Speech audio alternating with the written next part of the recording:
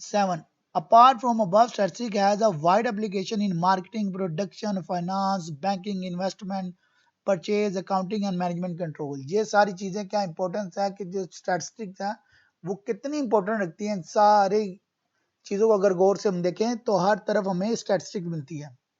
Limitations of statistics.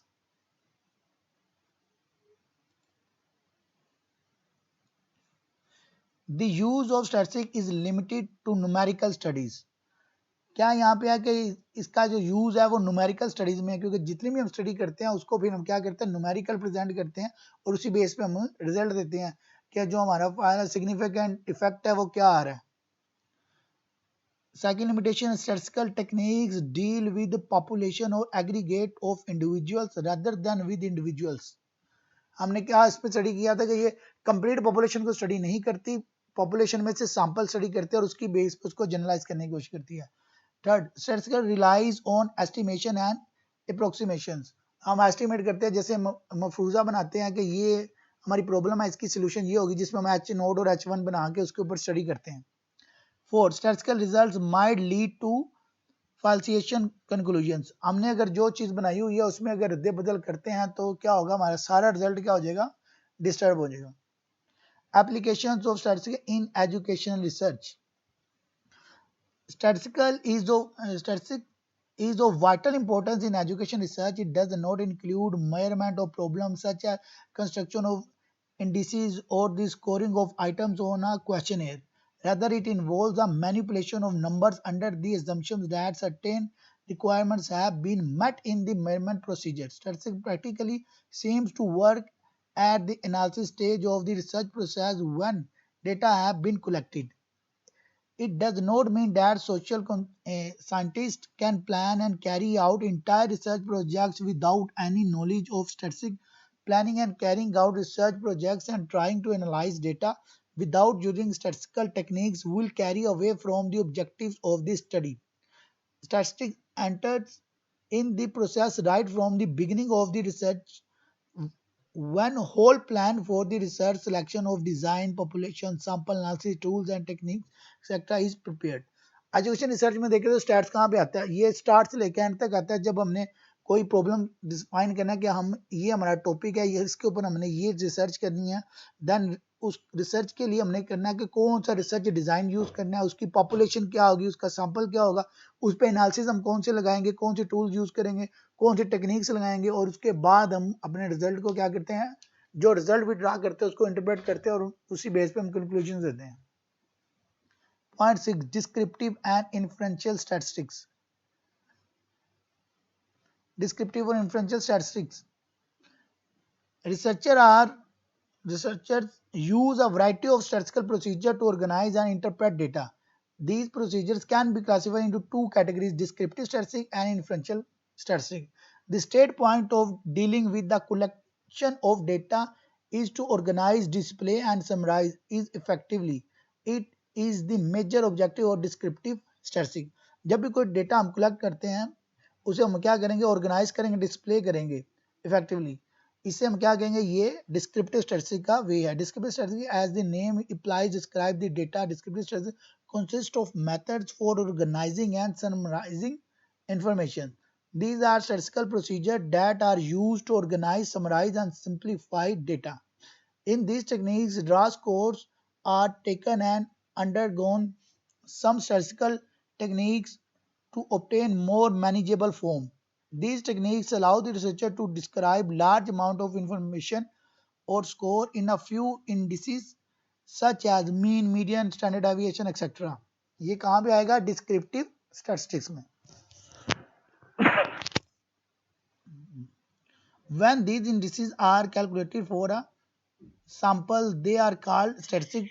जब mean, median, mode, standard deviation वगैरह हम एक सैंपल के लिए यूज करेंगे तो उसे हम क्या कहेंगे, ये स्टैटिस्टिक्स है। And when they are calculated from entire population they are called parameters.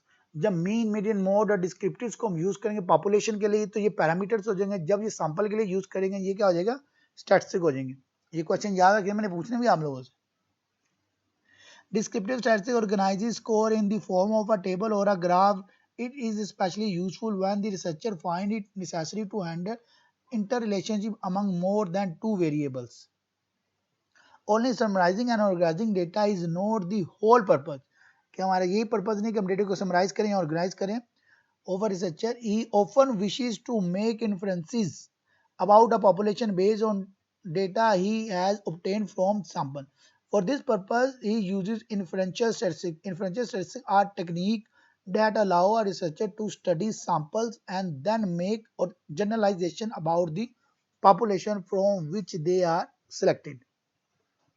Inferential में क्या है कि वो इस डेटे को कलेक्ट करने के बाद, सैंपल स्टडी करने के बाद उसको इस तरह से स्टडी करे कि उसके ऊपर एनालिसिस और टेक्निक लगाए और लगाने के बाद इतना अच्छे तरीके से अप्लाई करके उस सैंपल से लिया हुआ रिजल्ट वो जनरलाइज करके पॉपुलेशन पे अप्लाई कर सके और पॉपुलेशन में जनरलाइज करे. इस पर्पज के लिए इन्फ्रेंशियल स्टैटिस्टिक्स यूज होती है.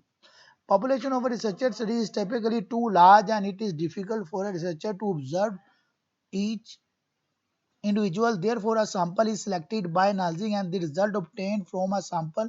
A researcher hopes to make general conclusions about the population. One problem with using sample is that a sample provides only limited information about the population. To address this problem is the notion that the sample should be representative of the population.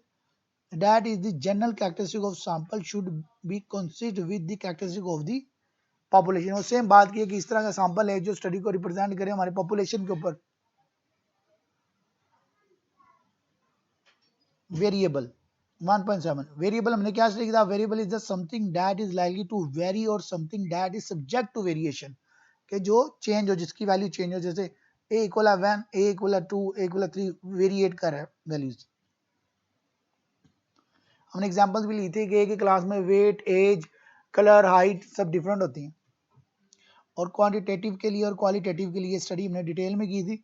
ये हम picture देखते हैं. Variable, numerical variable और categorical variable, दो इसकी सब types है. उसके अंदर न्यूमेरिकल में डिस्क्रीट वेरिएबल आएगा और कंटिन्यूस वेरिएबल है. कैटेगोरिकल में नॉमिनल और ordinal. Level of measurements, level of measurement हमने नॉमिनल स्केल किया है, ऑर्डिनल स्केल स्टडी किया था, इंटरवल स्केल और ratio scale. Nominal scale simple.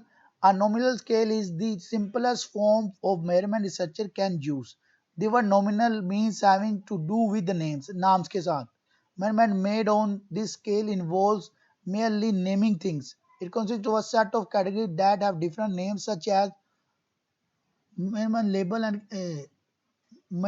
label and categorize observation but do not make quantitative distinction between them. Example अगर हम लेते हैं तो एक कैटेगरी बनाते हैं मेल एंड फीमेल. किसी भी चीज को नेमिंग के साथ अगर आप स्केलिंग करेंगे, उसकी मेजरमेंट करेंगे, उसको नॉमिनल स्केल बोलेंगे. Ordinal scale. In ordinal scale of measurement the category that make up the scale not only have spare. Safdar Hussain, आप कुछ कहना चाहते हैं?